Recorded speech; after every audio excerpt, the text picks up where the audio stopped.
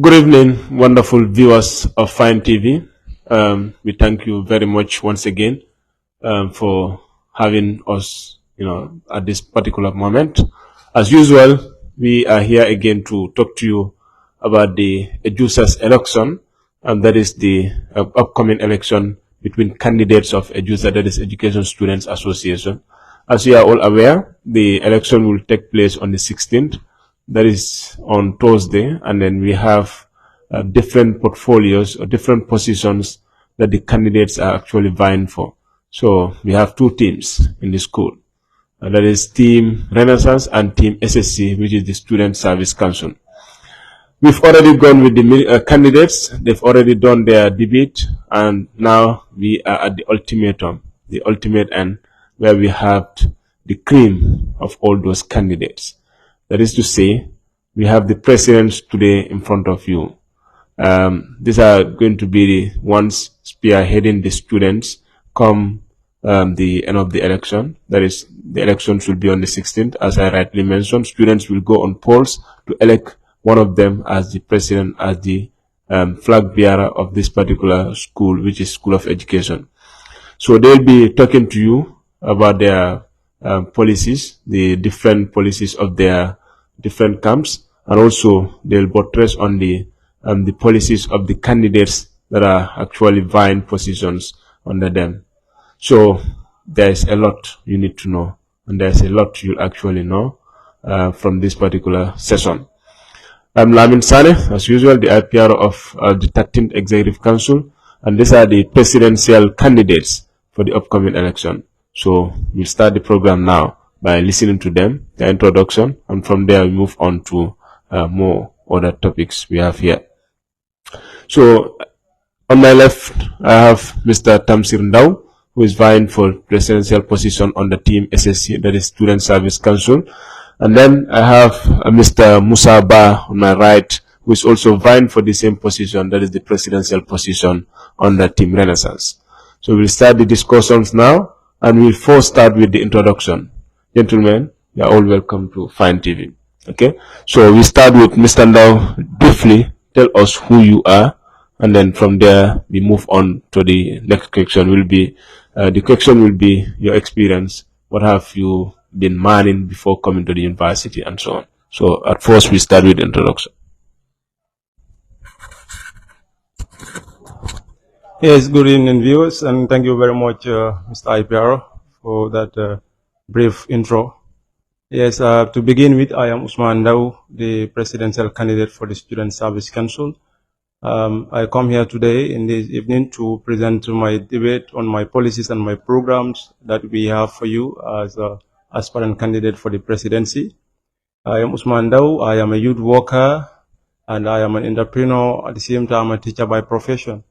Usman Ndau is an individual who is very known in the country for his service, provision of service at both community level, at the national level, regional level.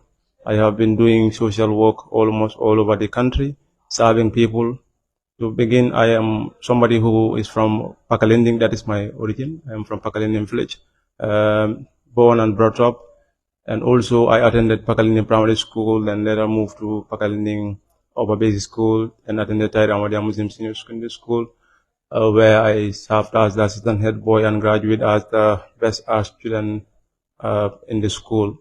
And later on proceeded to the Gambia College, where I studied English language and social and environmental studies, of course, where I also served as a president during that time at the college, at the Social and Environmental Studies Society, and then later on proceeded to teaching. That was when I was qualified to Taira Muslim and Pakalni Upper Basic School. I taught at all these schools. Then later on, finally, I'm here in the university to continue the legacy of what I do, that is to serve my community and my people. And then today I am here as a presidential candidate, with the belief and the optimal confidence that I have all what it takes to take Edusa to where it wants to go to. And inshallah, that is why I'm here. I pray for everything to go well as promised, and then also inshallah by the will of God. Okay, thank you very much. So that is Mr. Tamsir Ndau, who is vying for the presidential position on the Team SSC. So from there, we move on to Mr. Musaba. Briefly, tell us who you are and then the camp you actually emerges from. Good evening, beautiful, wonderful viewers of Fine TV. Good evening, education students all over watching from here live. I am Musaba, a 400 level student or a final year student, majoring in history and minor in public administration. I'm vying for the position of president under the placard of Team Renaissance. Renaissance have been a camp that exists since 2020-2021 academic year in the School of Education, and have been known of producing one of the finest leadership when it comes to students' leadership at the School of Education. Musa is a native of CRR, predominantly from Nyamina Dankunku district, a village called Jakoto, but then been brought up in a town called Ibo Town, attended New Joshua Primary School, then transferred to Farato with my family, then completed my primary school at Busumbala Farato Lower Basic School, proceeded to Mindao Junior and Senior Secondary School, where I did my junior and senior secondary school. After graduating, I was enrolled to the Gambia College School of Education, did my PTC 2009 to 2012, came back to the college, admitted for the HTC program. 2015-2018, I served as a teacher in both Region 2, 3, and then I came back to the University of the Gambia, where I am currently studying under the School of Education. Basically, I have been a teacher for the whole of my career, and then I have served under various associations as a president, and then in the School of Education, I am serving in the Educational Research Ministry as a committee member. I'm the chairman of the debate club within the ministry. I am a leader by excellence. I'm a debater, a public speaker, an activist. And at the same time, I am passionate in serving students, serving people everywhere I go. In serving, I find a great joy. So that's it all. Okay, so thank you very much. So that is just a brief description or introduction of themselves to the listeners or the viewers that are currently viewing. So from there, we now move on to a very important question. That is to say, you will want to know prior to your interest of joining this particular position that you are all vying for. We want to know what has been your experience so far. What have you done, towards this particular line of interest? Yeah, thank you very much, Mr. Sane. I believe that is a very interesting question, and also that has a lot to do with who we are, why we are here. And then I believe it has to do with what makes you the better person to do the job and how prepared are you. I will tell you from the beginning of my introduction, I said to you that I am Usman Daw, and then I try to tell you that I am an entrepreneur by passion, and I'm a youth worker by passion, and also I am a teacher by profession. So some of these things, I am an individual who have been preparing myself to be a leader, not today. Since at the time I was at primary school, I served as the senior prefect, and I served as class captain, and where I also then later on served in the Boy Scout and then the Red Cross. So when it comes to leadership, it's not a new arena for me. I have been battling in the leadership arena for quite a long time, with decades of experience in leadership in different portfolios. And I will tell you this, that since I started the schooling, I am always part of the student leaders, because one thing I believe is you have to be able to touch people's heart by influencing the situation and bringing better. As I always say, whatever I do, I make sure I do it to my best so that I will change the situation for what people desire it to be, for the betterment. So coming towards fast forward, when I was at Taira Madia Muslim Senior Secondary School, where I served as the president of the Young Journalist Society then, and at the Writers, and also served as assistant head boy. Anybody who was at the school will tell you, as the principal used to call me, whenever there's trouble, gunman has to come to make sure he fixed the problem. So I have been the one who have been fixing problems since I was a very young boy. Fixing problems and things, that's what I do. And bringing changes, that's what I do. And when I'm doing it, I do it to the best of my ability. When you go to the Red Cross, you ask them, they will tell you, who Usman Dao is, I served as a volunteer since I was young, and I have actually rise through the rank from being at the community level, serving at the primary school level as a volunteer, following Sekou Dabo and others, people like somebody and others, and to an extent of becoming the link leader in Pakalining. And from where I also moved on to rise through the ranks, and then I become the regional youth area representative for the Gambia Red Cross, and where I also serve as the focal person for the RFL, that is Restoring Family Link program. So I have been doing a lot when it comes to who I am to prepare myself to get where I am today. It's not just something that I just jump to say, no, I have to do. I have been doing it, and I know how to do it, and I keep on doing it because it's a passion to me. And as the saying goes, if there is something that you can do and you can do it better, if you see people doing it, you have to join in doing it. And this is what I believe in. So when it comes to also the community level, I serve in different facets in the community as a leader from the VDC level and also, the educational fraternity. I serve as the president, I serve as the president for the Youth Action Movement when I was at the regional level as the regional president. Usman Jasi was my successor, actually, when I left that particular position at the regional level. And I also serve as the secretary for the Operation No Parkway for 3 years. So I have been, leadership in this facet is something that I have been doing.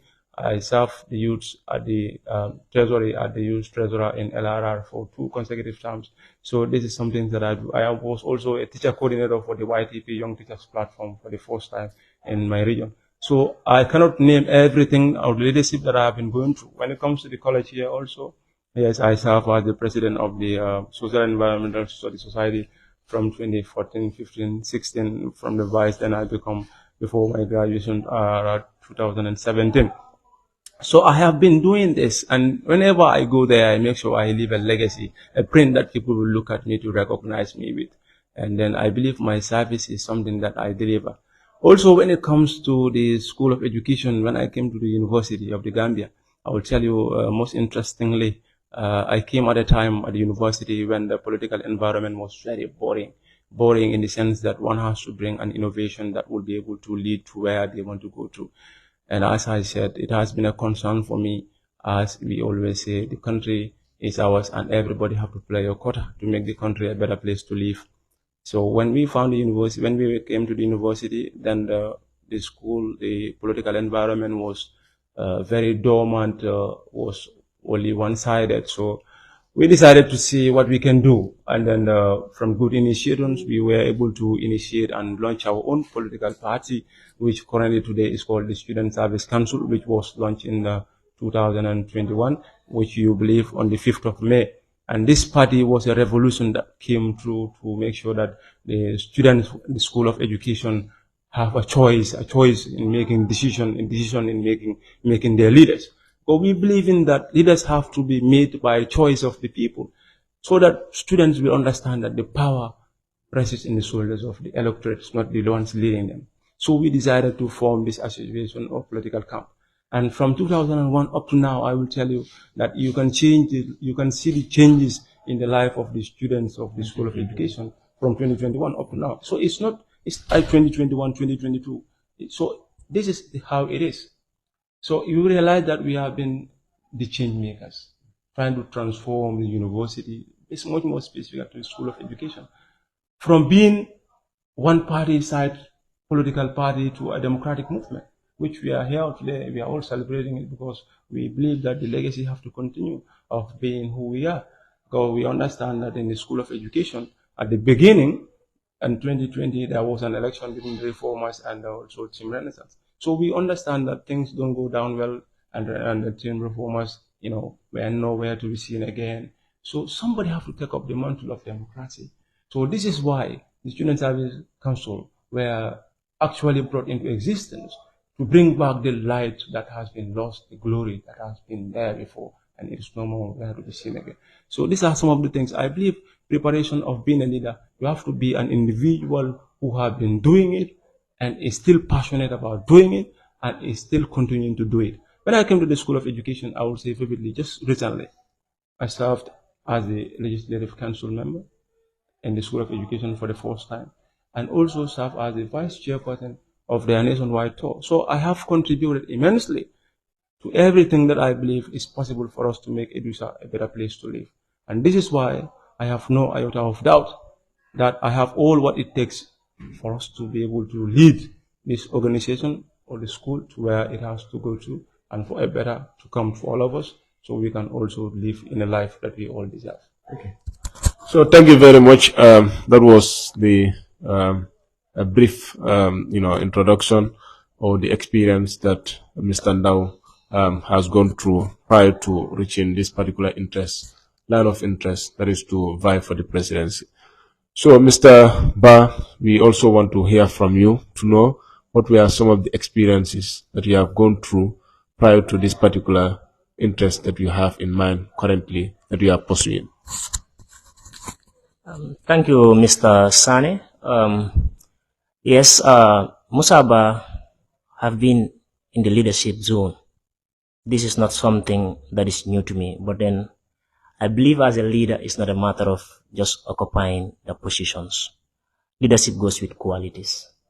And then one have to possess those qualities so as to be effective, because in whatever someone is doing, efficiency and effectiveness matters a lot. That has to be the foresight of what that individual supposed to possess. I am a leader by excellence. I'm visionary. I am open-minded. I'm very innovative. I'm action-oriented, and I'm proactive. I have served in various associations. During school time, I was with the press. I'm a public speaker. I've been handling related issues. From school, when I came to the college, I've been very much instrumental in that social and environmental club. Serve as a technical advisor in my second year rather. At the community level, I have served in my VDC as a youth rep. I am currently handling manning 2 positions as a president, the Jakarta Youth Development Association. I'm currently also manning the president of the Youths in Islam, Faratu Bojankunda, which you are also aware of. When it comes to being a leader, as I said, the qualities matters, because getting there is one thing. Probably you may have an exterior motive. Musaba have no exterior motive into getting into leadership, because a leader must be someone who supposed to be a servant, a selfless servant. Because if you have an exterior motive, probably that could be something that may retire you from going for the greater good, because human beings are subjective, which we all understand. Being somebody who is very action-oriented and then persuasive, whenever I'm getting into leadership issues, I always make an observation, a close study of what are the needs and the aspirations of those people I'm going to serve. Because that is something very key. Because if you don't understand people's problem, if you don't understand the aspiration of the people you are serving, you may be there just like to maybe probably equip yourself with certificates like enriching your CV and so. But then when I decided to take this position, to come to this zone, like in this war zone, to grab this seat, I made my observation, made critical thinking of the needs, much especially that we are moving to a new environment, or we have moved to a new environment, that is Faraba. Decided to come up with issues or with policies, with programs that we encompass as a 5-point agenda. Yes, I'll get to you. So that 5-point agenda is a need of the people that I am going to serve. What strategies am I going to use? Because that is very key. Like the track record can be something that you can use, probably, maybe to sell yourself. But then that is not the most important thing here. Important thing is what can you offer? What can you do for them? Because that is what you're going to present to them, and then they are going to make a wise judgment based on those things. But then serving have been part of me. I've served in various, as I told you, and I'm continuing serving because currently I'm manning those 2 positions as president. And then being a teacher is also an act of serving.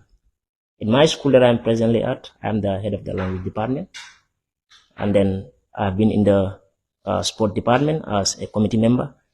I'm the staff secretary of the association and so forth. But then generally we can say leadership is about selflessness, and that has to be with consistency and time.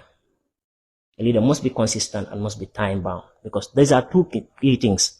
The people you have to serve must see you, must be able to have that sense of belonging into you, that this is the people that we need and these are the people we have to get to whenever you want to address certain situations that they are going through. Yeah. Okay, so thank you very much. So that was clear. I will come back to you, Mr. Ba. Now we want to know your camps. Listeners want to know what is Renaissance, what is Team Renaissance, and what is all about Team SSC. So we want you to tell us the principles of your camp, and then we move on. Okay, like you said, Team Renaissance was formed in 2020-2021 academic year. Currently, I'm the fourth aspiring presidential candidate for Team Renaissance. It was Khalifa Jabi to Bakadem. Then you have the current president of the 13th Executive Council, that is Alassane Ba, and then Musa Ba is the fourth aspiring candidate. So, for the records, this is the fourth presidential candidate. The team is built on principles. We are not just a team that want to come and occupy positions. Records have it very clear that starting from the first president when Carl was voted, that was the 11th Executive Council, he did wonders. The council, we are able to notice a lot of developments. And presently having the 13th Executive Council, also they are doing very good, or they did very good. So what we believe in Team Renaissance is teamwork, commitment, service-oriented, because leadership is serving. And then also trying to make sure that we realize the objective, the promises that we have made during the conventions, the campaign time. Because if you ask to the Edusans whether Team Renaissance have been delivering to you, I believe the genuine ones will tell you, yes, they have been delivering. So the team is built on those principles of good leadership, good governance, principles of firm belief in those good activities, good culture, good identities of Edusans, and also serving them to the best of their abilities. And then that is very clear to everyone that Team Renaissance have been delivering and will continue to deliver. We have all seen what records have shown, what we have done, most especially this 13th Executive Council, which is 90% dominated by Team Renaissance. The Congress was here. Thank God, the whole Congress, we didn't hear anybody. Nobody have brought a point, a rebuttal, or a challenge, meaning they have succeeded. They have done what is expected of them. And us, who are aspiring, we want to make sure that there is sustainability, there is continuity, because that is our belief. Every good work must be sustained, and then continuity must be there. So this team is built on the foundation of good leadership and good governance. Thank you very much. So that is it. Rightly mentioned by Mr. Ba, who is the presidential aspirant of Team Renaissance, and then he mentioned the principles of Renaissance, what it was built on, and then what it ought to achieve in its pursuance of different positions in this particular election that is coming up. So, Mr. Ndao, we want to know about Team SSC as well. Tell us more about SSC. Yes, thank you very much, Mr. IPRO. I really, I'm honored to be here. I will say this. It's a very blissful day for me to witness this day, to talk about the Student Service Council. Because what I believe in, if you look at the nature of Student Service Council and you look at our principles and our motto, and also what we use to guide ourselves as our moral guidance and also ethical values, we believe in three things, and that is to say unity, inclusiveness, and progress. You know, these are three keywords that we use. Why are we talking about unity? Because we believe that there is nothing that can be achieved in the absence of unity. We said, okay, fine, unity is one. Then we have to be able to unite our souls and our hearts and our minds and the bodies to work together towards one direction, common goal. You know, when people are disunited, there is a high tendency that they will lose track along the line. But when people are united, they stand together and they fall together, they can achieve anything possible. So this is why we believe that unity is the only way out. We don't believe in divisive politics. We don't deceive, we don't deceive. We make sure we do everything based on the core values of unity. One principle we have. And the second one is inclusiveness. When you talk about inclusivity, the inclusiveness of participation in politics, nation building, whatever we do, there is an inclusion. Inclusion of everybody. We are that parent that want to make sure that every child is carried out and nobody is left behind. And in doing so, the ones who are physically different, meaning physically kind of a challenge, and the ones who are differently able, we have to make sure we carry and accompany everybody along the journey. We don't believe in leaving people like saying this guy is this guy. No. We want to make sure that we have a unified body through inclusive participation for everything we do, being it a woman, male, female. We want to make sure we carry everybody along. We believe when these two things are done, when we are unified, when we all participate effectively, without leaving anybody behind, we believe that there will be progress. That's why we said unity, inclusiveness, and progress. So these are the values in which our organization is founded on. Because we came at a time, as I said, when the school was striving, because democracy was strangled to death. We went there to make sure that democracy come back to life. Thank God, it's because of Student Service Council today, we are having this debate. I'm telling you, if not the Student Service Council today, Musa would have been the only person who is vying for this post. You would have not have me here. I wouldn't have been here. But I am here because the Student Service Council set the pace straight and make the foundation for democracy. That is why we are here having this debate. Musa is saying something, I'm saying something. If left to Renaissance alone and the way things we are moving, I didn't think it would have been what it is. But we believe that we should do this together to make sure that everybody cross to the promised land. That is our slogan, that's our motto, that's why we are all here. And we want the School of Education students to understand that. You're talking about being selfless. We are the ones who are selfless. Because we are revolutionaries. We are on a democratic movement. A movement that we don't merit anything apart from agony. But we have to suffer. Somebody has to do the job. And the job must be done. Because of that, we are sacrificing ourselves to make sure that education students get the democracy, the liberty they deserve to choose their leaders based on election, not selection. And these are some of the core values we have. And nothing is changing that. From the inception of the camp, these are the values we have. And we will continue to have these values as I'm currently speaking to you. As it says that we believe that together we will be able to achieve. So divided we fall and united we stand. That is why we are here today, to have to witness this very day. Musa is here speaking, thanks to the Student Service Council and the democratic movement. Hadn't been, we would have not been in this kind of environment. It would have been like it used to be. History will repeat itself again. But then I believe the values of Student Service Council have brought forward to this, inclusive participation. And then, my man is enjoying and smiling, and democracy is free. Nobody is strangling him. So it is what it is. Yeah. Okay. Thank you very much. So it's getting as we expected it to be. And then, in fact, this is just a tip of the iceberg. Much more to come on the convention day. Usually conventions are at night, but ours is so tense that it cannot be at night. It will not be very favorable to have it at night. So we'll have it on a day, and then this will be on the 14th. So please do not miss that particular day, because the president will have more time than all the candidates to hit each other with sentiments, with words that are very powerful. So Mr. Ba, I'm sure you'll have something to clarify on what Mr. Ndau said. Yeah, nobody should be served anybody here. You don't have to be served each other's point. You have to hit each other and then make it very much cemented and then constructive as much as possible. That is to say, my next question, you can answer it, or if you have any clarification, likewise you as well.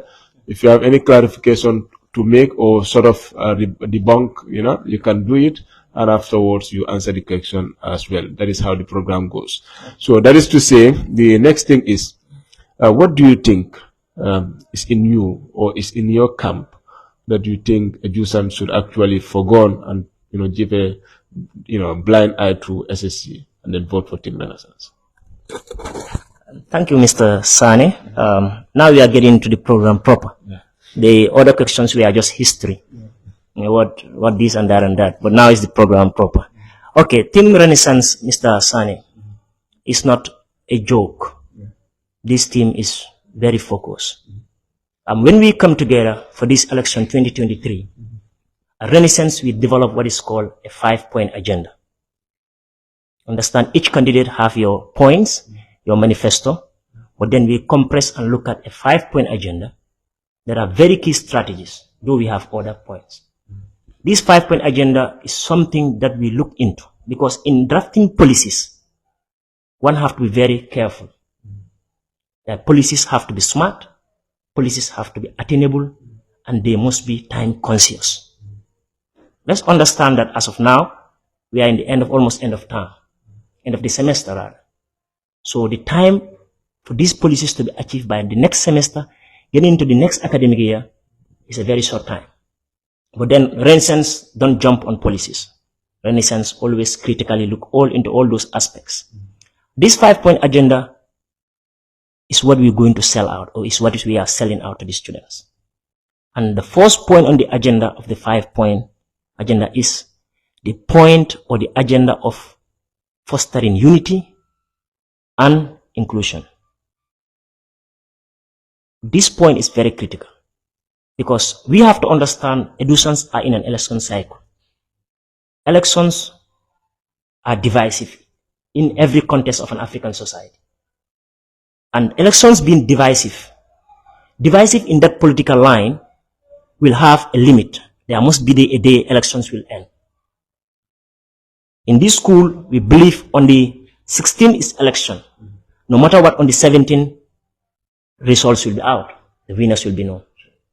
If we Renaissance are voted in, we are going to make sure that the heart of Renaissance is all brought down. And we're going to wear the heart of Edusans.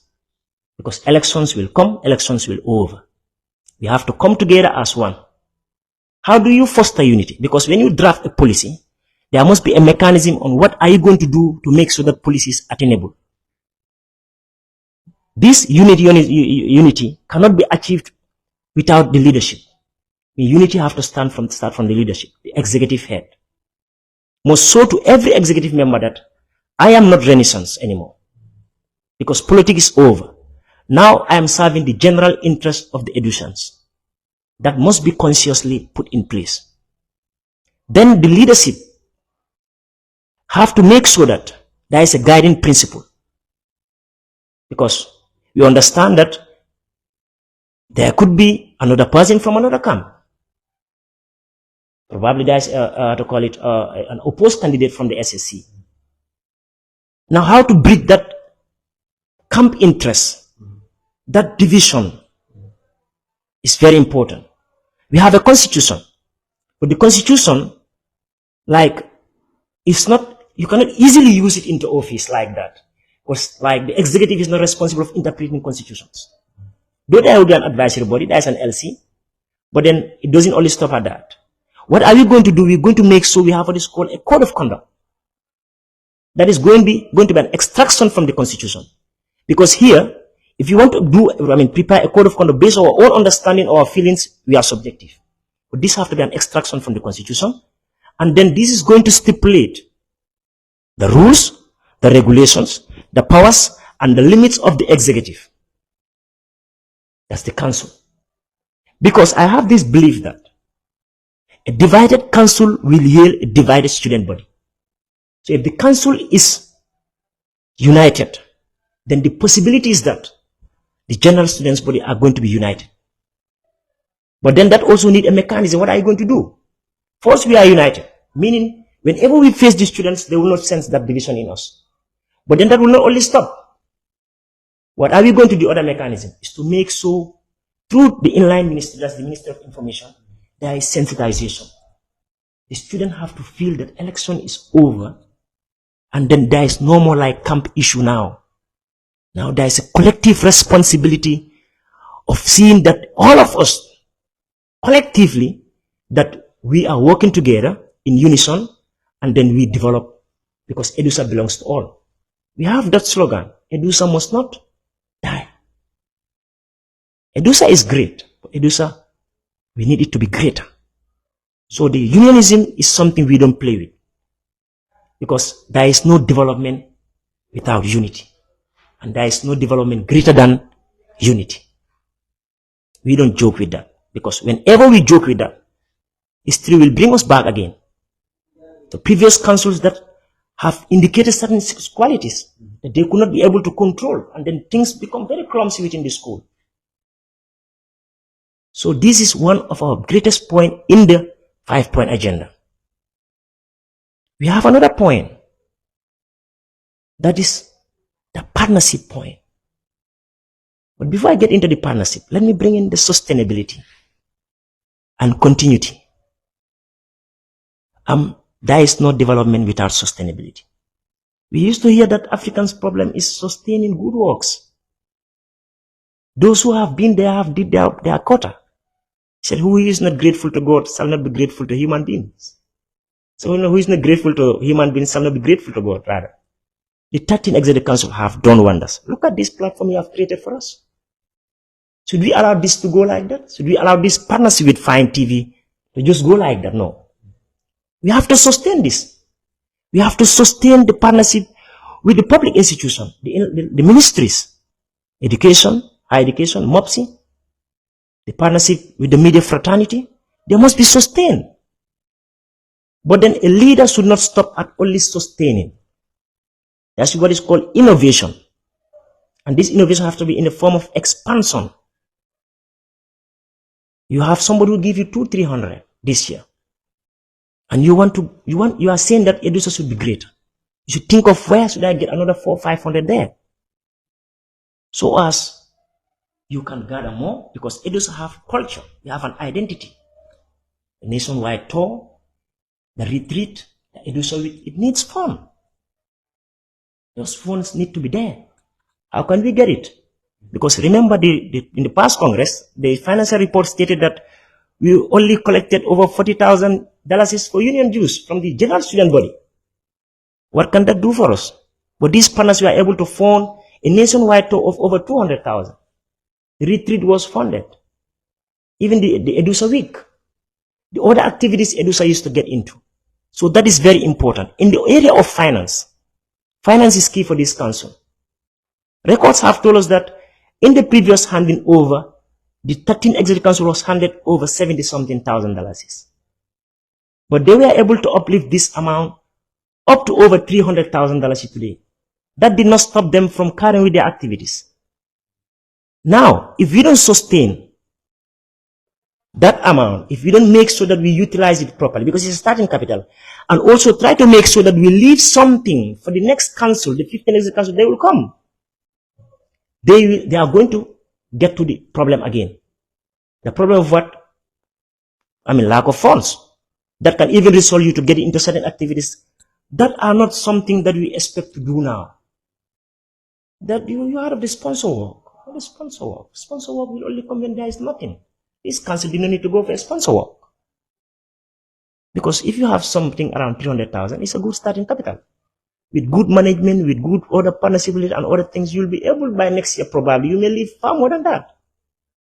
So these partnerships are not something we have to joke with, because they are very important. So sustaining the good work is a matter of how to call it, so it's so significant. If we don't sustain it, it's going to be a matter of one step ahead, two steps backward. We'll go back to difficult times. And that is not something we Renaissance are seeing. Renaissance believe in sustainability and continuity. We are not going to joke with this. Because if we don't do that, meaning we are not good leaders, one, two, we are not grateful, and then we are not preaching we are not acting on what we preach. So Renaissance, these are the two key points that I will start with. That is the fostering of unity and unionism, and then that of the partnership and the sustainability. Okay, thank you very much. So those are the core principles of Team Renaissance as outlined by Mr. Ba, the presidential aspirant. So we now want to listen from the Team SSC. The president would be the best person to tell us more about the principles of SSC. And what do you think? Why do you think SSC is better to serve the students than Team Renaissance? Thank you very much, Mr. IPRO. And then I was carried away with some of the statements that were uttered, because I believe you see, unity is not theory, it's a practical. To call for unity, you work for it. Unity is not something that you say just by words, it's something that you work towards. That is why it's the most difficult thing to achieve. Because in achieving unity, one must be truthful, one must be honest, one must be genuine in whatever you do, whenever you do it, and wherever you do it. It's very, very important. You see, for far too long, we have been hearing people preaching peace, but cannot act upon it. One way to act upon peace is to uphold rules and regulations that make us different. You see, when one fails to uphold the rules and the regulations, man is just as equal to mere animals. And you don't expect unities to come in the absence of adhering to laws. That is why we have principles. That's why we have values. And obeying them make us to achieve peace. Because when you treat people justly, there is always peace. But when one is oppressed and the other ones are free, there is always chaos. You know, the way you will attain peace is important. Tell people, how do you want to attain peace?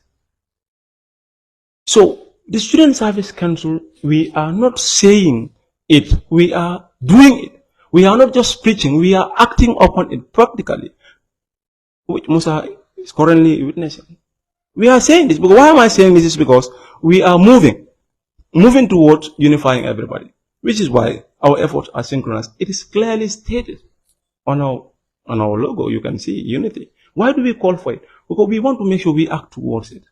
And in unifying people, they must know who is offended, and you must be able to justify, and we just tell them this guy is wrong, this guy is right, and make it, and you go. But so long as you don't make the clarification, you still causing troubles. The Student Service Council came into existence in 2021, when Renaissance was there, as he claimed. But the truth is, that unity that we are talking about has been there, right? Now, what has actually changed that unification was because hearts are not united. So, you see, unless we unite our hearts and clean and purify them, the unity we're talking about just becomes a waste of time. And then your agenda will just become, again, another agenda, and somebody again. So, let's act towards it. That's what I want to tell you on the issue of the unity. But when you talk about sustainability, you are giving me history of sustainability. I believe the issue of the 13th Executive Council, honestly, I pay tribute to them. They have done their part. I served in the committee as an LC member. I have played my part very well. And I served in the nationwide tour as the vice chairperson of the tour. I believe these are important things. We all have to play our part. It's okay. Let's play our part. So anything that the executive currently achieve is an achievement for all of us. That's why I'm saying unity is not something that you say. You just walk towards it. And you tell it. You have to be honest with it. The young man have to be honest and say, look, the 13th Executive Council have achieved this, and it is SSC and Renaissance that work together in achieving it, not saying it in isolation. That's honesty. If you are not honest, you cannot unite people. Because we believe that it is 11 people that are in that committee. 11 ministry. The IPR included in the sport ministry, and every other person played their part equally. If two parties come together and form a government, and that government actually has a credit, it should be given to every single party. I was waiting for that, keenly sitting and listening, whether the young man will be honest enough to pay credit to SSC and everybody instead denying it to Renaissance. So this is why I'm saying unity is not just words that you say. You have to work towards it. Say SSC and Student Service Council and also the Renaissance, they have done well in the 13th Executive Council by serving and giving us this. Now when we talk about sustainability, it is our right, our birthright. The current Executive Council are a parent to all of us. Not one child go this way. We all there, and equally we all own that money in the account. Whatever they worked for it for all of us, and collectively we all achieve it. That's what I want to believe in. These are kind of the things that need to come from you before you be there. You see, we should not wait till we get the mantle, then we start doing good. We have to start doing good well before we get there. From everything we say, from the beginning of the campaign to the end of it. It's important. Now we're talking about sustainability. Anybody being in Renaissance or SSC, who comes there and you are genuine, you will be able to sustain. Because we all understand development is key. And development is progressive. Any country you go to that is developed is ruled by different people. What is the notion of us saying this guy have to come and when he is done, another guy have to, no, listen to me. The United States was not today. But the president, each of you will come and serve his time and go. We understand that. Don't be afraid of saying, the development have to come from Renaissance people. No. Development can come from anybody, so long as the person know what he or she is doing. So please, don't be biased.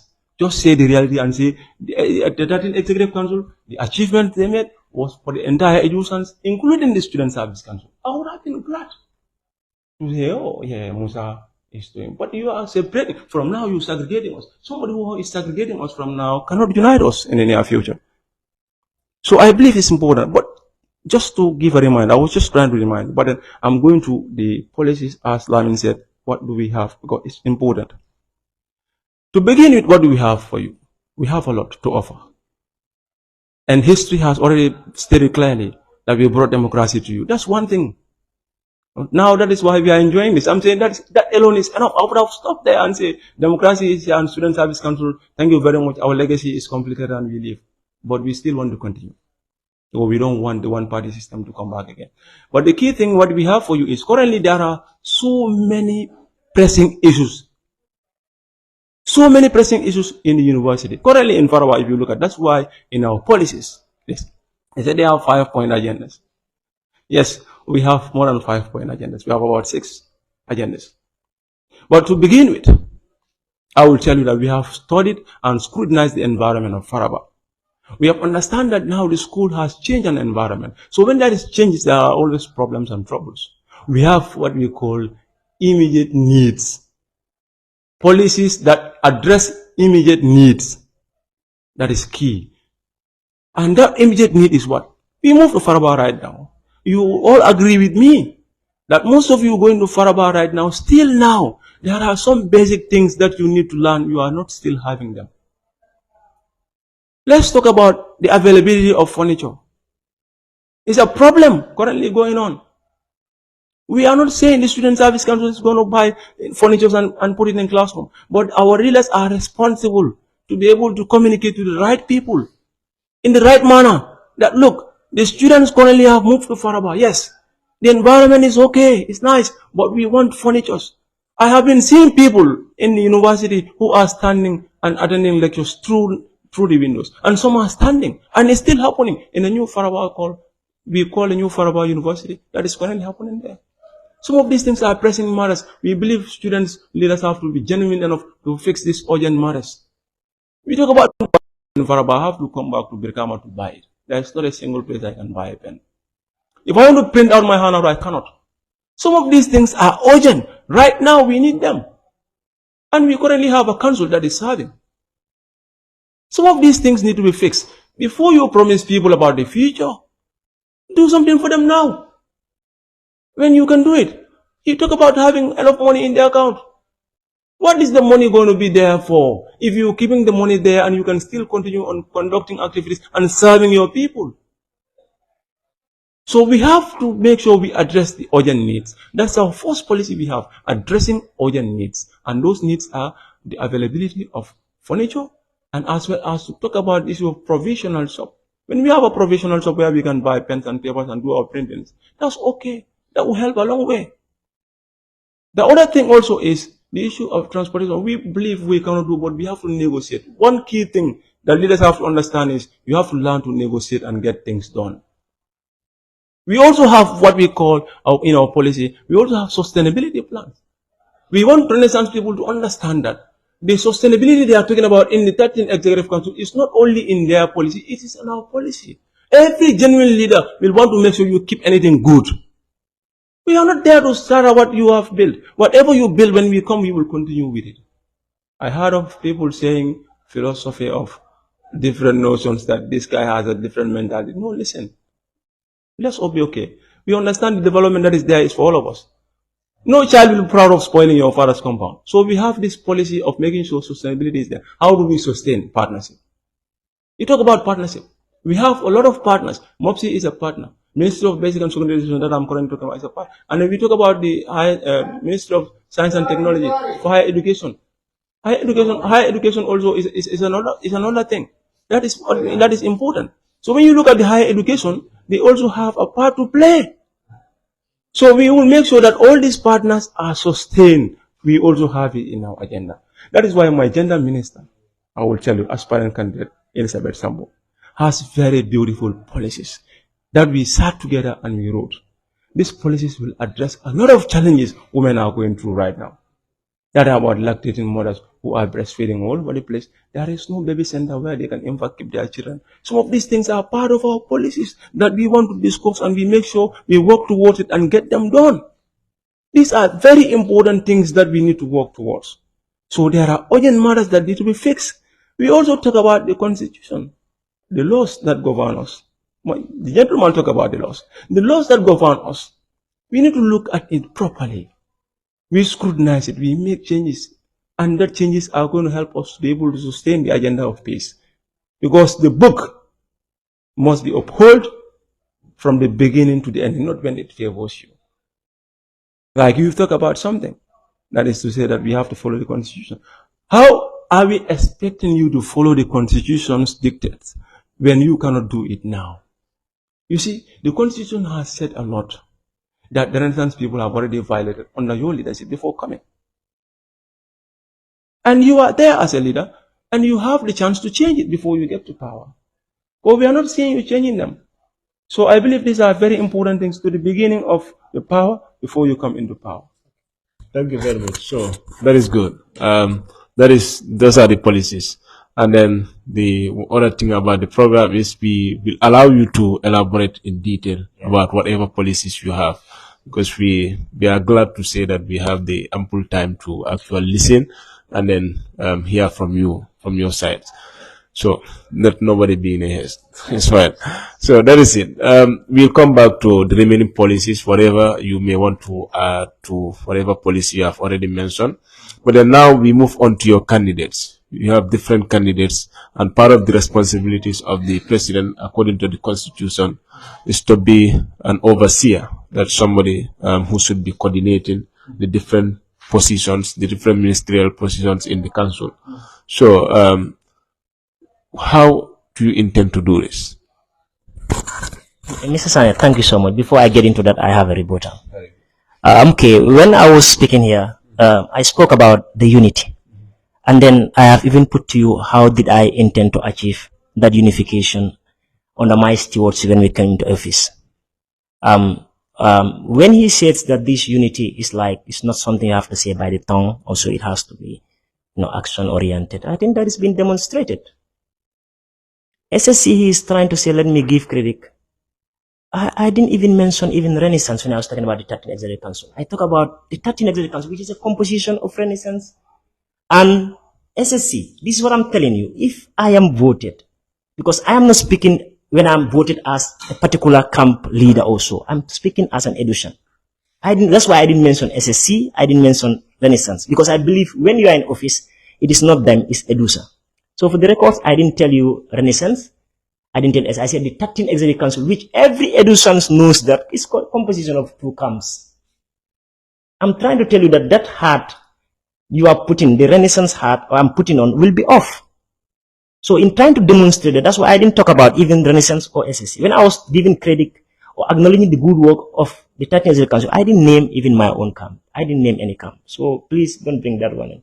The unity you are talking about, Renaissance have brought unity. We have to acknowledge the good work. When the 13 Executive Council have brought in unity. The 13 Executive Council have brought in unity. No, listen.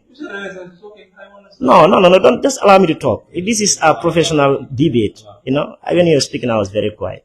The 13 Executive have brought in unity. So if you don't want, like we're talking about, they have brought unity, and then which every Edusans have seen. We are not divided.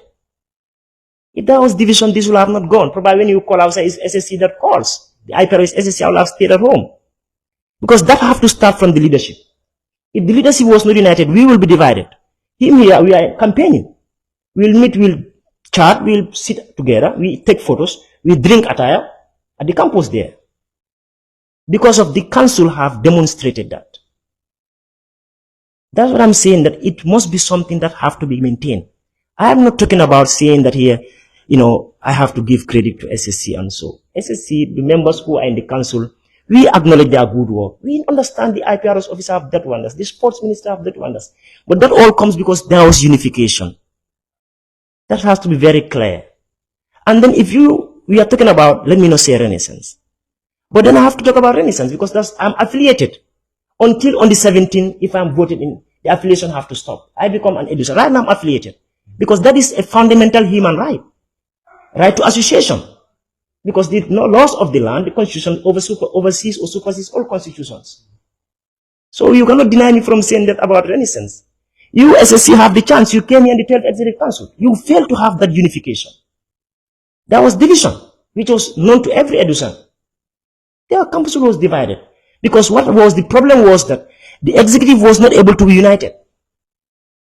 When the executive was not able to be united, there was division. Even if you were to tell me that there are people who were disgruntled and so, it was the responsibility of the president, who is the custodian of the constitution, to make sure that there are provisions, there are regulations, there are means of making sure that the council is united. There is no magic in that. That's leadership quality. Leader must have that quality to make sure you unite a council. I even told you that how to do that. There must be a code of conduct. The president have to take the leadership that I am representing a council. I'm not representing a camp. I'm representing Edusans. There must be a sensitization. Because every human being is a political animal. But then sensitize them to know that, okay, there is a limitation to this. It's over now. Let's move forward until when the election cycle come again. You can even see what the council have did. There was a resolution. We all heard of it. You people, you are able to stay away. No, you don't politicize publicly. Because you have a resolution. Those who wanted to go in, resign. Yesterday, this party was there. Leaders have to be innovative. If you know this is how to do this, you'll be able to do it, and then you will see the good part of it. It talks about the laws. But I know he's ignorant of the laws. He don't understand the constitution. The constitution of Edusa cannot be amended by the Executive Council. The only body that is empowered to amend the constitution is the legislation. Legislative body, LB. Understand that. Don't even think of that. The LC, the Legislative Council, whatever. The main issue, call them LB. Huh? They are the only ones that are mandated. Now, I'll even tell you that even if you have the heart to do so, we all know we have very big loopholes. Those who have crafted the constitution, they have did wonders. But then human beings are not perfect. But then if the constitution did not permit you as an executive member to change that provision, you cannot go about it. You cannot. Because that means you are going against the laws. So that what can we do is to make sure that maybe the LC be aware. Because the other thing is, if the executive want to tell the LC, amend this, the reason why that portion is put there will be failed. Because the reason why the portion is the executive is not given the chance to amend the constitution is because they don't want them to be involved in the enactment of laws. There are separation of powers. But then they overlapped it is too much. Because the LC is not aware of it. They are not trying to do something, which you are a member. You are in the LC. You don't even know that you can amend the law. You are ignorant of that. You should know that. You should know that the executive cannot amend the law. The power should have been there to the executive to be able to amend, or even the general student can submit a private membership bill. Then you can talk to the students. Yes, you have seen this. It's not normal. Can you try to amend this? They can write. They send it to LB, and then we can have it changed. And the constitution is also review after 2 years. Even this, you should have an understanding of that. I don't know how we're serving in the LC. If you can understand these provisions, it matters a lot. Definitely. If I'm a member, a council member, and a committee member in the Ministry of Education Research Ministry, understand the constitution and the LC member, that is something else.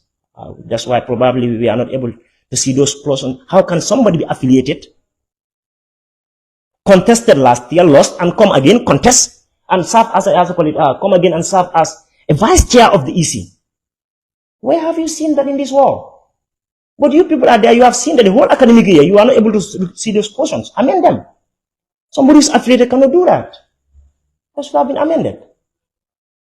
So the unification, please, it must be something that have to start from the leadership. That's why you have Edusans of thousands, you pick 11, elect 11. So as those people can spearhead, it starts from them. The executive president is the first person.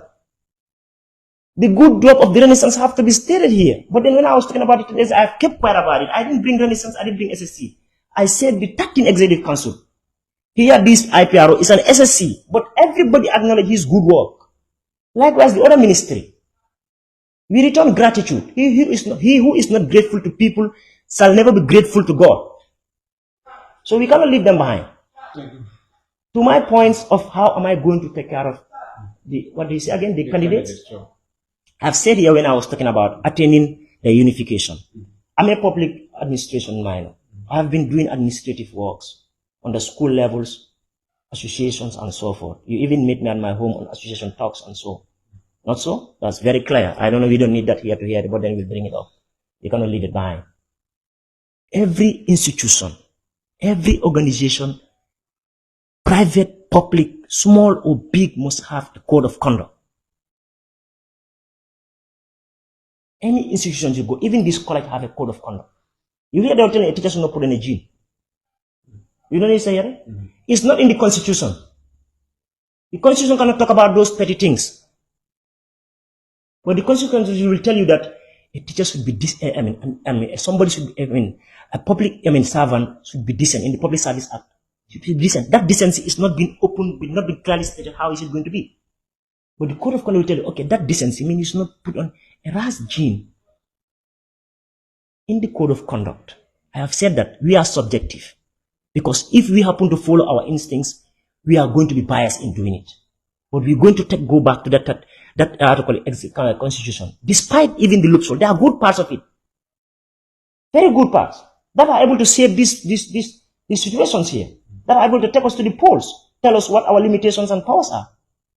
We are going to make an extraction from the main points. We break them down. So as each council member, each minister, each deputy in the council should know that this is your power. This is your limitation. This is where you should stop. You should not pass here. The president himself will be able to say, this is where, because in government time, we said powers should have limitations. Absolute power is bad. It brings, nepotism, it brings underdevelopment, it brings dictatorship. So limitation will be the code of conduct should be able to differentiate all those things. To tell you, this is what you're supposed to do, this is what you're not supposed to do. We need to have a code of conduct. If that is there, then you can control all the ministers, even if they are from, in heavens. It doesn't matter, it's an SSC, that spirit have to be there. The leader have to have that charismatic to show to it that we are together. We are here all to foster the unity that the development that we aspire. If they have that sense of feeling, with the code of conduct, you will work smoothly. This is why you achieved. This is why the 13 Executive Council is here. That leadership paved that way. The IPRO did his work, somebody else did his work. Today we are celebrating the 13 Executive Council, despite being a composition of 3 camps, with great unification. The other leaders failed in that. That have to be acknowledged. Because the leaders did not take that bold stand to make sure that the unification have to start from me. I should be a symbol. It said in the constitution that the president, the 13th Executive Council, should lead to chair all the activities of the council. The president. And he should also be the custodian, the section 13 of the constitution, the functions of the president. The custodian and the observant of the constitution. So if he stand bold to see to it that, yes, a Renaissance is saying that, okay, we are Renaissance, we are dominant. No, that's not the purpose here. You have to start Edusa. Park Renaissance there. Leadership is very important. You are picking 11 out of 1,000. That shows you there is something that you have been empowered, that there is a power that is being endorsed on you. So this is what we're going to do. If the council is united, if the council is proactive, if the council is oriented, then the student body will also, because what they see in us is what? We inspire them. Leadership is inspiration. We inspire them. So we're going to make sure that the council is united. And each and every council member must make sure that they provide the necessary things, the activity plans, and then conduct it as expected. To reiterate that the objective is achieved at the end. Who does that is the leader. You make sure that you follow up. Leadership is all about following up. Making sure that, okay, hey, do you do this? You're supposed to do it. The deadline is this. You promised to do this on this. Have you done it? This is what you do. You guide them. You'll be involved in all of their activities. You don't sideline. Leaders are supposed to sideline. I've said it during the class-to-class campaign. I am not going to lead a divided council, because a divided council will yield a divided student body. Thank you. Okay. Thank you very much. Sure. I'm sure listeners have heard whatever has been said. And yeah, we still have some time, but then unfortunately it will not be as we expected it to be due to certain failures in technical aspects of this particular program. So we still have fewer time. Mr. Ndao, you will also do the same. That is to tell me how you're going to organize your government if voted into office, and then if you have anything to clarify. Thank you very much, Mr. IPR. To begin with, I just want to express my dissatisfaction towards what the young man was saying. Normally what happens is, if people are fed with information that are not very much clear, they end up using wrong words. And then that is what is currently happening, because I am seeing the issue of, yes, you don't know the constitution, yes, you would have done this, you would have done that, and so on and so forth. But I guess limited knowledge sometimes causes some of these things, that the constitution cannot be changed 2 years here and there, that the executive cannot amend the constitution here and there. To me, I believe the understanding of what he was saying and what was actually happening was very low. Because if you look at the nature of what we are talking about, changing a particular clause in a constitution can be done by the Congress. And when you call a Congress, changes, amendments can be made if necessary. We're talking about calling the portion of 25 students, each of these semesters, being it year 1, year 2, year 3, and year 4. Each of these years, they have 25 people and sign a petition and work on this. Some of these things are simple things that are in the Constitution. But I bet you don't know, because the portion that was given to you was the thing that you hold on as a help and you were wearing. So I'm sorry for that. But then I just want to tell you one thing. Which is which? Your executive currently, that is current executive that we are having, as you call it, Renaissance government. Your current council, you call it, right? You think it belongs to you. It belongs to all of us. But now, if you call it is yours, I give it to you. Now, what is the bill that they were talking about, the issue of the election? The election, before election, we said there has to be 2 weeks of what? Campaign period. It was cut down by the selfish interest of the executive that we are talking about here. Yes, you said it. You said the constitution, what I'm saying, you said the constitution cannot be changed by the executive. But they wrote a letter and said what? To the LC. They wrote a letter. You were not aware? Executive? About election campaign? The EC or the executive? You don't understand? No, you tell me the EC or the executive. I mean the executive wrote a letter to the LC about the issue of pleading for the reduction of the number or the weeks of campaign period. You were not aware? No, yeah. You how? I'm telling you, this is what happened. You want proof? Go to your page. It's there. You are the one who's trying to make it. I'm giving it to you. Some of these things are happening. No, listen to I'm giving you. Don't listen. It's about understanding the constitution and the havoc that is happening. The constitution has just been butchered. We should have 2 weeks of campaign period. And it's less than that. And you're talking about the constitution to me here. You come on, stop talking about ethics. Your current ministry that is currently serving you under you, that is the research council, the current for education and research minister, Amadou. Amadou is the former EC chairman. Former. Before we talk about in fact, look, I beg, yes, now is the right time to say former. Because he was in the midst of his campaign, he was in the midst of his office service, and he jumped and then joined the campaign period. So you cannot talk about ethics. Renaissance, we understand that you have infiltrated the system, you have polluted people's mind, just to make sure you maintain power. But some of these things are not normal. Genuine Edusans are not sleeping, and they will make the right decision. Bringing people in who are not sufficiently experienced and of feeding themselves with wrong information, this is what happened. You were maybe fed with the information, and you came here and you are stop that. Amadou Khan should have not been vying for current position. Do you know that? Are you not aware? He defended himself by using section 29 of the Constitution and say, I have taken a study leave, a leave of absence, rather. A leave of absence, Alaji Mourinjai, the EC chair, can take and come and join the presidential race. Leave of absence. If you come back, who are you going to serve again? Under your purview, you are there as a leader. You should have been honest and say, look, hey, Mr. Khan, come. You cannot serve, please. You are the EC chairman. How can you jump and join us? Come on, you are a referee. Referee cannot play right now, please. You have to be honest. We need to see the honesty in you, not keeping quiet about it. You talk about knowing the Constitution. How can you know the Constitution when you serving as the aspirant candidate in that particular ticket, when you have a person who is vying for a position having the GPA of less than 3.0, that was an attempted theft, deliberate.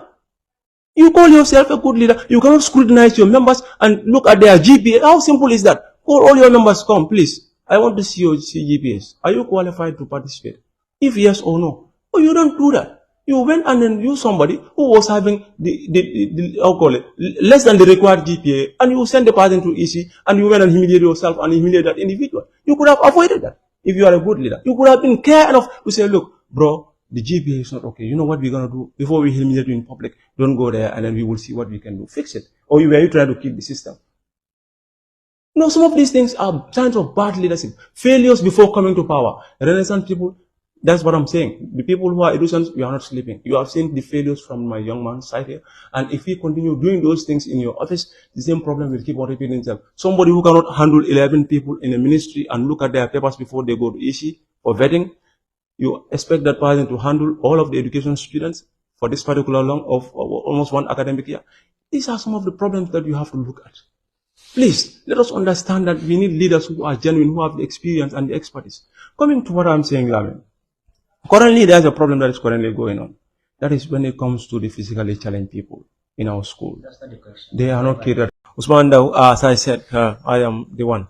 So to begin with how I will govern my council, that is to say that I believe in every responsible leader should be able to uphold the dictates of the constitution by making sure you enforce the laws, the rules and the regulations of the land, which I believe is key in order for us to be able to have a prosperous council. So that is why I will make sure that the council, that is the committee members who are serving under my executive, to make sure that all of them follow the protocols, observation of the constitutional dictation, and as well as the bylaws, code of conduct, ethics, moral values and principles for good governance. Because I believe that we are there because people put us there. So therefore, the service must be rendered to the people because power belongs to the people. As a Democrat, what I believe is every individual in my committee would be subjected to scrutiny of performance. That's what we call evaluation of performance. And then at the end of the day, each minister who performs well will be credited, and any minister who underperforms will also be, given the disciplinary measure that is needed. So that is why we believe that in my council, we will make sure that there are protocols to be followed, there are ethics, there are codes of conduct, there are bylaws and statutes that we will be able to follow to be able to operate effectively and efficiently. And inclusiveness, as I said at the beginning, will be in my midst of my council. My council will make sure that we operate by governing, by including every individual who is within the School of Education, being the physically challenged, the ones with the special need, and everybody. We will make sure we have a inclusive governance under my purview. I will make sure that every individual who is there adhere to the rulings of the Constitution without any fear or favor. Because I believe it is only upholding the law that can bring justice and peace that we all desire in the School of Education.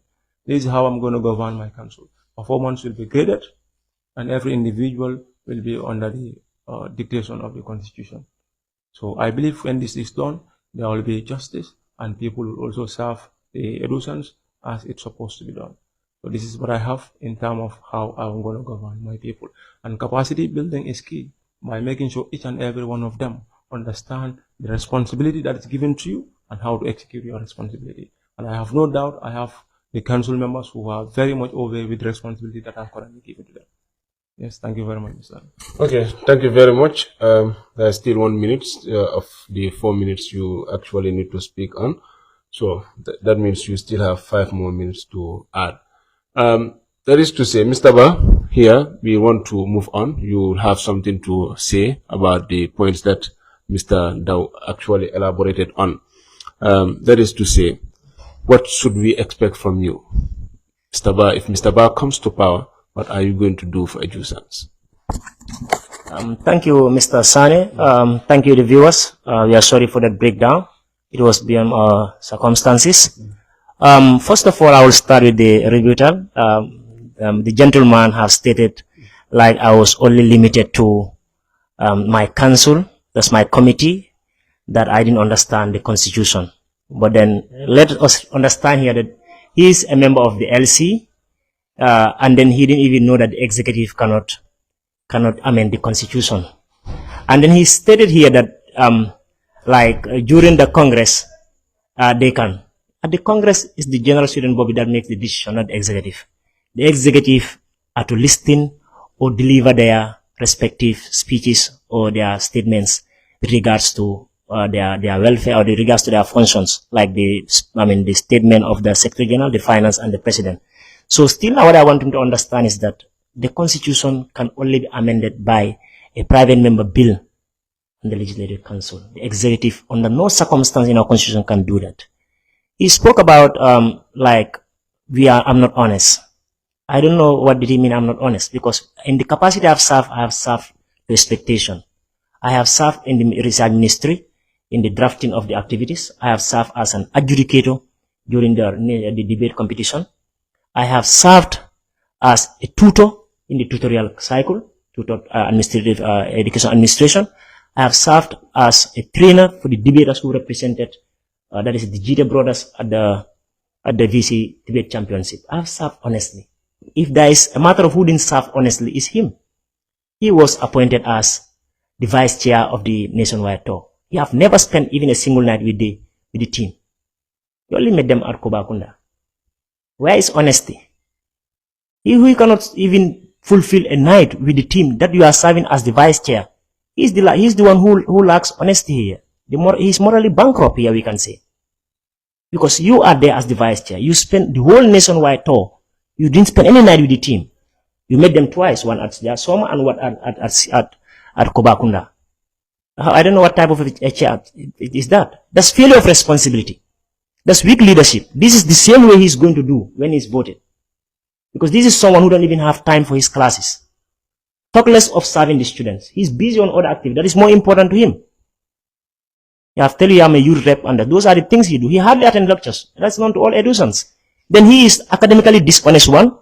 He's administratively dishonest because he has been given a chance to serve and he failed to serve. He is also ignorant of the law because he has served in the LC. Something so simple of knowing that in the LC, or knowing that the Constitution did not allow the executive to amend the bill, the laws, which he didn't understand. Coming again, he have talked about here, in his council, he's going to make sure that there is, evaluation. How do you do that evaluation? Because the function of the president is not to do any evaluation. That has to be with a line ministry. You see, when an executive, the functions are clearly spelled in the Constitution. Section 13 is talking about your function. There is no function there, you have to evaluate. The line ministry to do evaluation of the financial activities and evaluation of performance have to deal with the audit office. That's the Auditor General. So if you don't understand exactly what is his functions, he may end up overstepping. And that brings fracas within the council. Because you don't do your job, you are doing somebody's job. What he should do is to coordinate. He is to make sure that he make follow-ups. Make sure that things are done. Because the Auditor General even is independent. It's an independent body. He don't need to act in any other's favor or act in any other decision. He should be an independent person, observing and making sure that everything is in place. You have to understand that. That is how it goes. And when it comes to what am I going to do for Edusans? Edusans have to understand that I'm a unifier. And my number one responsibility is to make sure I unify. I've stated that here. But then I'm not going to limit to that. You see, we are differently able. We are created differently. We have people among ourselves who are physically challenged. And Edusa used to conduct a very important thing, that is the nationwide tour. It is our identity. During this nationwide tour, we want to target two things for Edusans. One, to make sure that it's inclusive. Inclusive of who? The physically challenged have to go. We need to take them along. There are schools within the country who are physically challenged people. These are people who may think that they didn't have any future. Maybe from there, what can they do? But seeing people who are physically challenged at the university, who have passed through the college, who are in the civil service, today with study leave and they are still at the university pursuing degrees. If they speak to these people, they can influence them. Our responsibility have passed only being in the school or being only teachers. We are inspirational peoples. So we have to make sure we include the physically challenged in the nationwide tour. They have to be there so as they inspire these people. We will not stop at only that.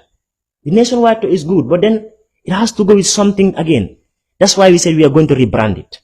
How are we going to rebrand it? This has to be through in line with the inline ministry, that is the Minister of Education Research. Likewise, the Secretary General, who is the engine of the association, to make sure that we have a research proposal. The Education Ministry has a lot of challenges. So we're going to make sure that there's a research proposal with it, so as to make sure that the challenges that is affecting the communities are stakeholders, because every problem has a solution. We become part of the solution. We address them, we answer the questionnaires, and we present a paper to the ministry, so as we can also contribute in the solution. Because teachers are innovative. And again, we also look at in the area of the disabled people. The campus is not physically, challenge friendly. Then we cannot do it. We don't have the financial muscle. Our responsibility is not to make sure we change those things. But what can we do? As people who are elected, we have to engage authority. One, through the protocols. The vice president of the student union, through the faculty's office, the dean's office, and also through the directorate of student affairs with the facility manager, to make sure that those stairs that are there, some are being divided or come change. The ones that are education are two. We're going to divide one in the middle because they are wide enough. We change it to a ramp so as they can have access to the upstairs. Because we have to understand that these people need not to be marginalized. They have to be part of us. And they have access, because access to education and public facility is a human right. And also we make sure that their sensory doors, they need not to be stranded within the campus. They don't have access to the classroom. They need to have access without people helping them. They can take themselves. What I want to urge the Edusa is that they are free to make a choice, but they are not free from the consequences of their choices. Come on the 16th, if they don't make the right choice by putting Renaissance, so as we sustain and continue with the good work, with other development and rebranding of some of the activities, sustain the partnership, we are going to go back to where we are, the blame games. Because somebody who cannot sacrifice his time, somebody who is not consistent, cannot lead a council. Somebody who has been appointed as a vice chair cannot even spend a night with you people. Somebody who is an LC member, don't even understand the constitution, cannot lead you, because the supreme laws, because the president, according to the section 10 of the constitution, should be the observer of the constitution, and he didn't know that. So I'm appealing for them, vote for Team Renaissance, vote for continuity. Team Renaissance is the only deal. Edusa must not die. Thank you very much. So that was Mr. Musa Ba of Team Renaissance, who is vying for the position of presidency. So thank you very much, Mr. Ba, for that wonderful remark and then the video. So Mr. Ndao, the question comes to you now. That is, thank you. What do we expect from Mr. Ndao's government if you come to power? And then you can also do your conclusion there. Yes, thank you very much, Mr. Sani. Okay? I am very much honored to be here today, and I will say this loud and clear. I said that Musa is not an individual who is honest, and I will say it again, because to me, he has manifested this honesty at the beginning.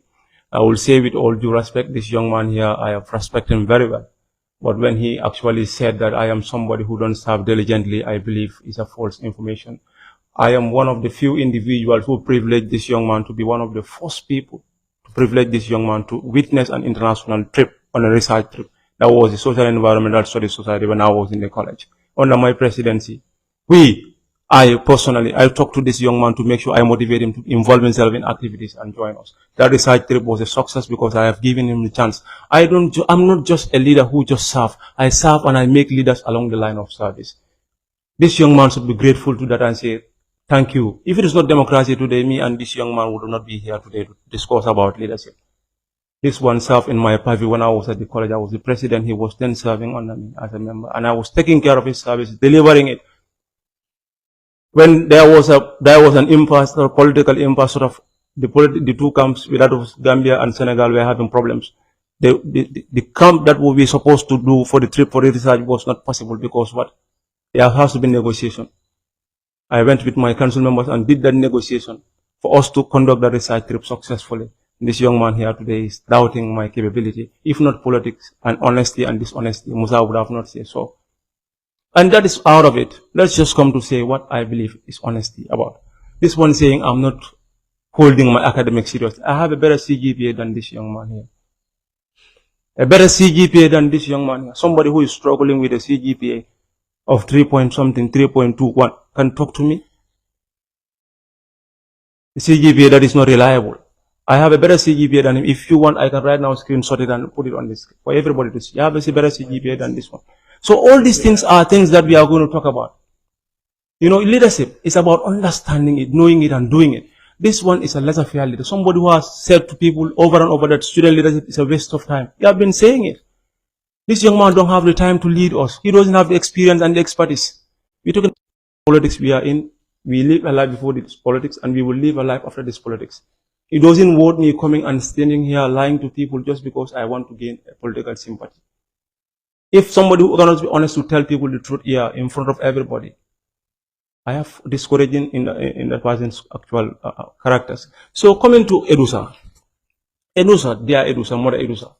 If you want to have a leader who is capable, competent, and understanding of technical know-how, how leadership is, Usman Dao is the right candidate. And if you don't vote me, you will regret, because I am bringing transparency, accountability of actions, and I will also make sure that there is progressive development and unity, inclusive participation of every individual. Your rights will be our privilege to make sure we work to make sure every day you achieve your needs.